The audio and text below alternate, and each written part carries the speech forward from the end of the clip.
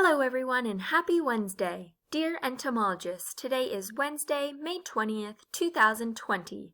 Yesterday we learned about spider webs and how spiders use them in different ways to catch their prey. Today we will learn about how spiders' physical adaptations help them live. Let's start by reviewing the parts of a spider. Then we will learn how they use those parts to survive. I hope you all have an amazing day. Love, Miss Kemmerling. So let's start by looking at this picture of a spider that has all the parts labeled.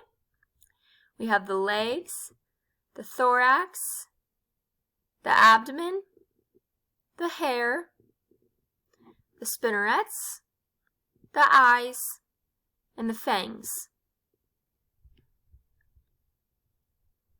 So if we look at the chart on the next slide, called the Spider Physical Adaptations, there's a column for the body part and the use. So the first body part we are going to talk about are the spider's silk glands. Spiders use their silk glands to make webs, protect babies, wrap prey, and to climb. The next body part we will talk about are the 8 eyes. Many spiders have 8 eyes. Some might have a little less, but most do have 8 eyes, and they use those eyes to spot prey. And lastly, another physical feature of a spider is the hair that they have on their body. They use this hair to grip onto slippery surfaces and to comb the silk to make webs.